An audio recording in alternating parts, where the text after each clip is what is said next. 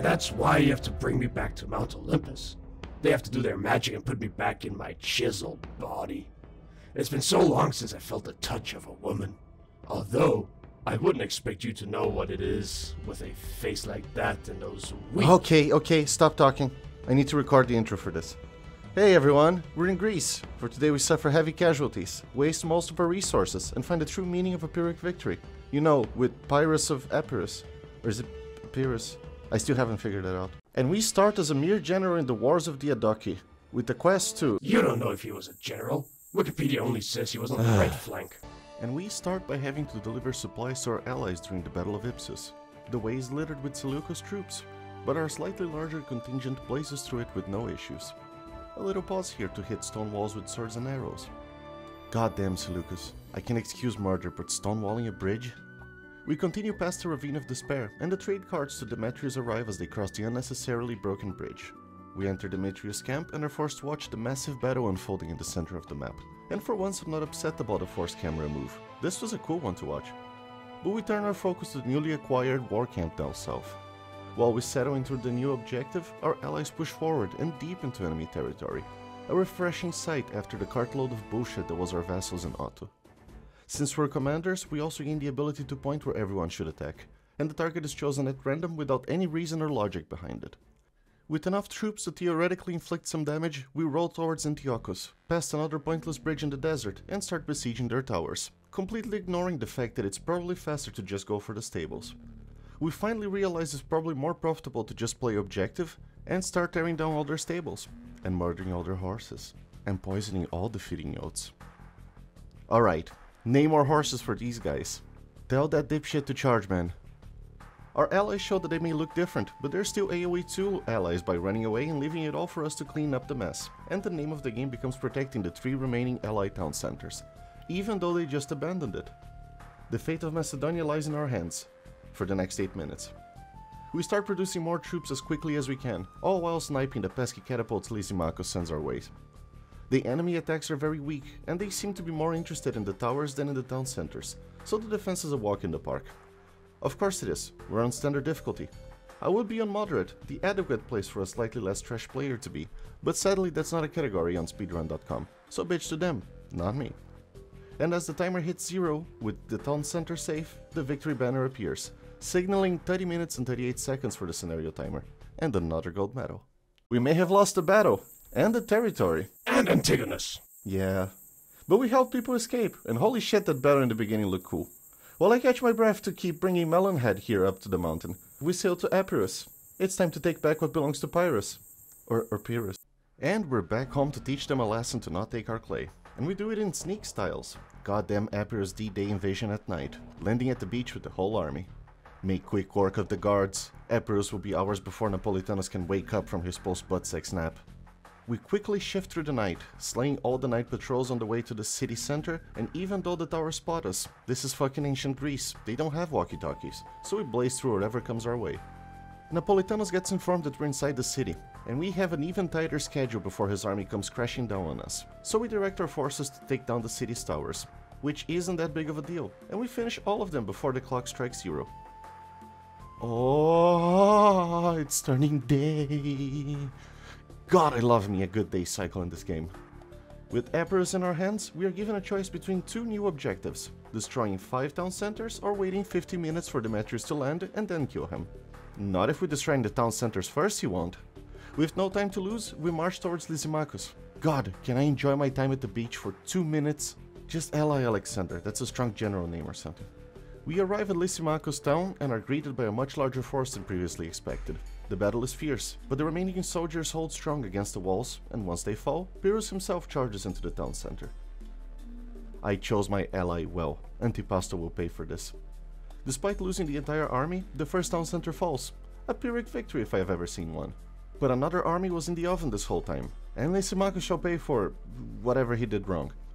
The new troops convene with Pyrrhus just outside Lysimachus' final stand, and charge the objective, just for the bell to ring back home.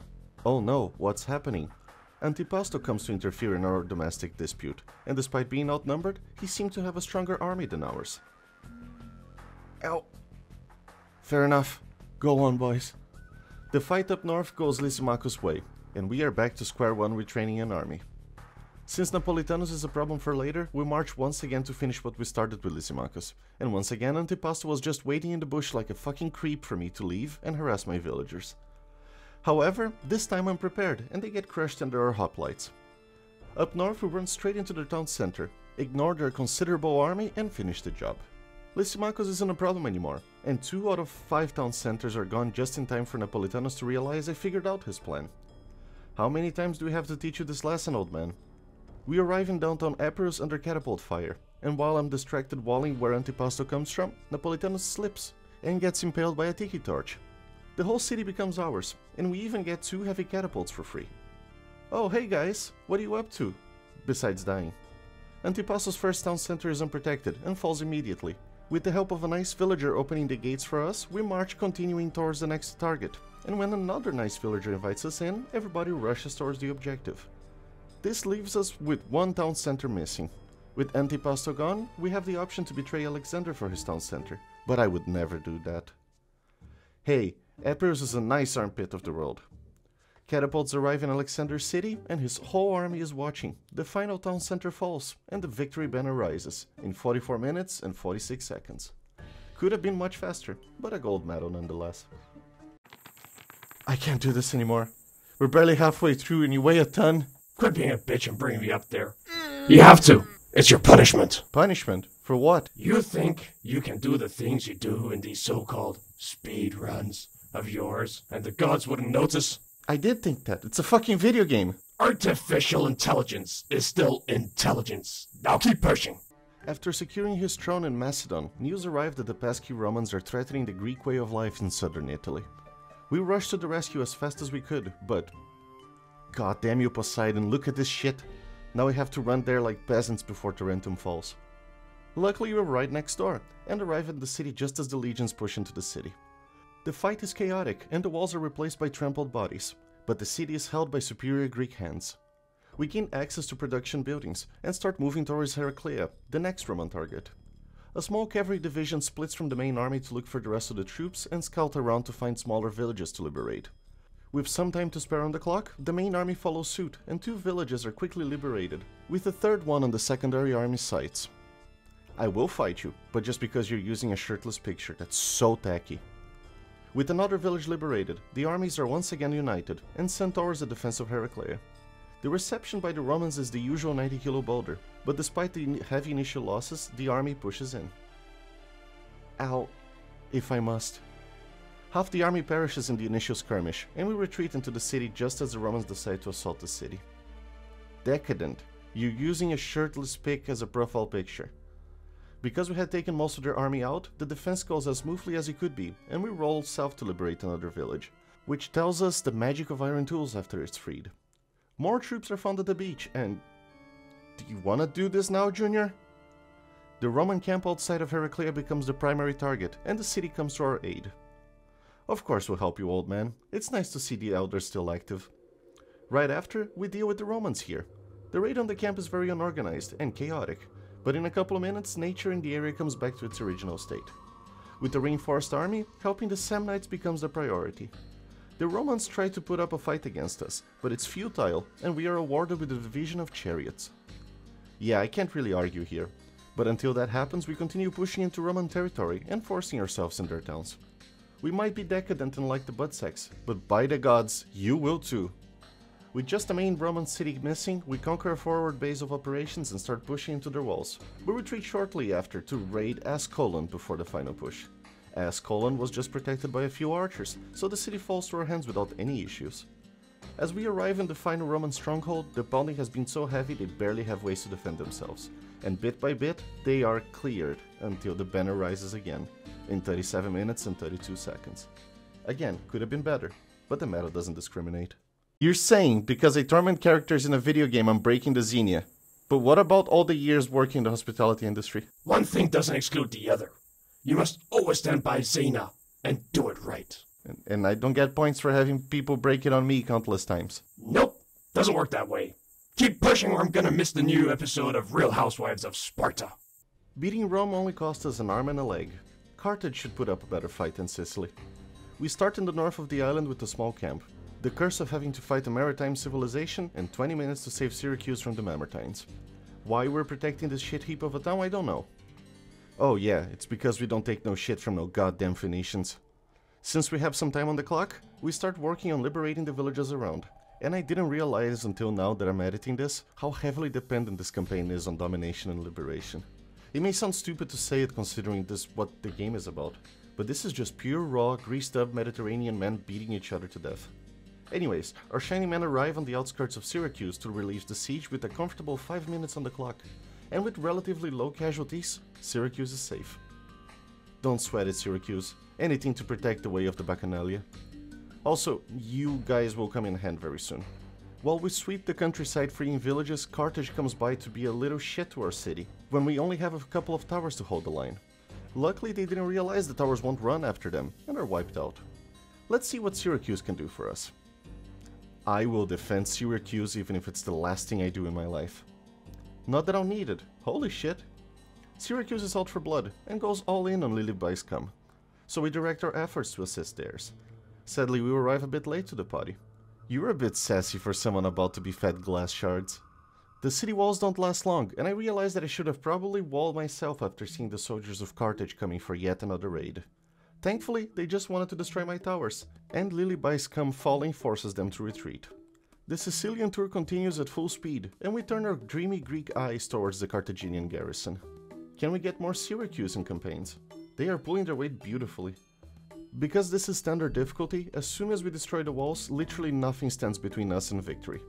Well, the Carthaginian buildings do, but we take our time to reduce them to rubble, and as the final town center drops, the banner rises once again, in 40 minutes and 40 seconds. This feels a bit overkill for just killing video game characters. It would be, if it was just that. Ares is still furious at you tricking Thanatos, even though we all know he's a grade A moron. What? That wasn't me! Yes it is. You're Sisyphus, the tyrant of Ephyra. No, I'm not! You can bring me up anyways. Back in Italy we arrive, this time not fighting just Romans or Carthaginians, but taking on both at the same time. We leave troops on land to deal with the Mamertines, and focus on pushing away the ships of Carthage, which turns out to be a relatively easy task, just like repelling the Mamertines. We are given a small town further up north and, of course it's a wonder scenario, it's been too long. There isn't much time to waste and we move forward to explore the map. Great Zeus! It's Pyrrhus! We have been lost at sea ever since that storm hit us. Now, we are ready to begin the invasion of Italy. Second invasion. Wait. What do you mean second invasion? Yeah, it's a long story, you can watch the video after. But how did you survive this long and didn't get the news of what happened? Also, how did you survive roughly 5 years on this beach and didn't try to go home or reach the Greek cities? How did you manage supplies after staying on the same spot for so long? You say you are ready to begin the invasion, but your shit must be all rusted and falling apart. Anyways, bigger numbers are always good, and meat shields are essential when fighting Romans, which we thunder through the beautiful Italian countryside doing to make sure Tarentum can build its wonder properly. We also send our small fleet to pester the Carthaginians, just so they know how annoying it is. The push on the Romans goes smooth, and we clear the whole heel and sole of the boot for the Greeks. And sink the African ships off the coast of Italy, a tradition still held to this day in the region. He's not coming up here. On the way towards the main Roman camp, we stop by our old buddies, the Samnites, and help them clear the region from legions. Arriving at the gates, a sweet Roman legionnaire opens the door for us, and we start the systemic dismantling of their production facilities. They probably weren't prepared for an assault this early. Oh shit, are we doing an architecture duel? With Beneventum building their own wonder, it does seem that way. Would be a shame if Greek forces were just a few tiles south, and very thirsty for some destruction. Beneventum is heavily fortified, but our troops bait the defending garrison outside, and after a quick non-recorded battle, start knocking at the city doors.